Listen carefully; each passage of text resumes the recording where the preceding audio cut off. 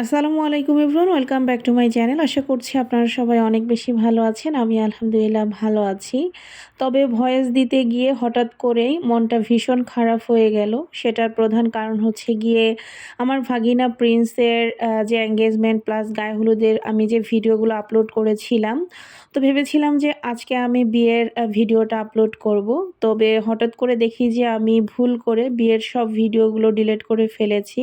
তো এটা দেখার পরে আমার মনটা এত খারাপ হয়ে গিয়েছে যেটা আমি বলে বোঝাতে পারবো না। এর আগেও এরকম কেস আমার একবার দুইবার হয়েছে, তবে অনেক দিন পরে হলো আবার। তো এখন আসলে আপনাদের কাছে আমার সরি বলা ছাড়া আর কিছুই করার নেই। আর এটা হচ্ছে গিয়েছিল বিয়ের পরের দিন রাতের বেলা। আগামীকাল আমি আসলে বাড়িতে যাব। তো তার আগে রাতে আমাদের বাসার নিচে একটা রেস্টুরেন্ট হয়েছে নতুন, তো সেখান থেকে আমরা রাতের খাবারটা খেয়েছিলাম, হালিম আর নান রুটি। আর এটা হচ্ছে গিয়ে তারপরের দিন সকালবেলা। এখন প্রায় 7টার মতো বাজে। আমরা 7টা বাজার কিছুক্ষণ আগে এখানে এসে দাঁড়িয়েছিলাম। বাস আসতে আসতে প্রায় 7টায় বেজে যায়। আর এদিকে জারিফের বাবা আসলে বাসা থেকে বের হওয়ার সময় একবারে অফিসের জন্য রেডি হয়েই বের হয়েছে, যাতে আমাদেরকে বাসে উঠিয়ে দিয়ে ও অফিসে চলে যেতে পারে। আর এদিকে কিন্তু আমাদের বাসও চলে এসেছে, রয়্যাল এক্সপ্রেস। আর এখন আমরা বাসে উঠেও গিয়েছি। ফাইনালি জারিফের বাবার কাছ থেকে বিদায় নিয়ে নিচ্ছিলাম। আর এদিকে বাস আসার সাথে সাথে জারিফের বাবার মনটাও খারাপ হয়ে গিয়েছে, যেহেতু আমরা এখন চলে যাব। আর এদিকে বাড়িতে আসলে যাচ্ছি, আমার ছোট দাদা ভীষণ অসুস্থ, দাদাকে দেখতে মেইনলি।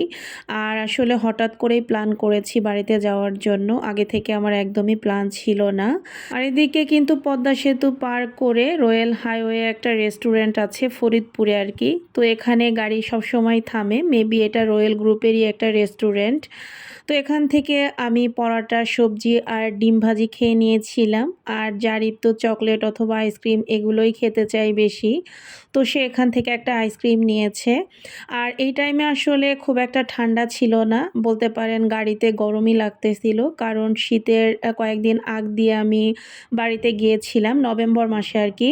নভেম্বর মাসে আসলে ওরকম কোনো শীতই ছিল না, হালকা গরম গরমই বলতে পারেন।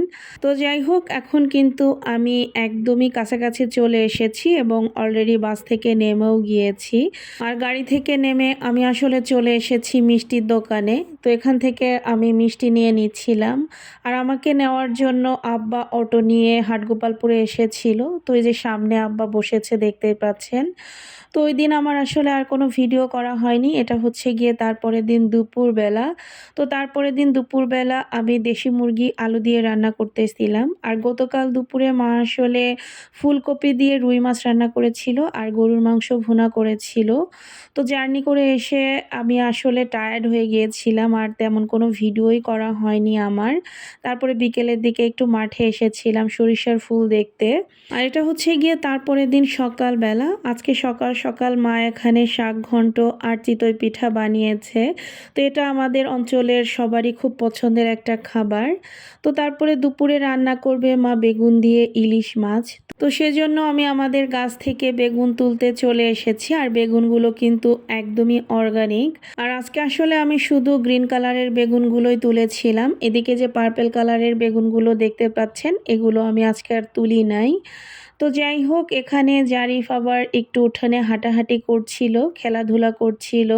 তো ওর সাথে আমি একটু গল্প করছিলাম যে নানা বাড়িতে এসে তোমার কেমন লাগছে।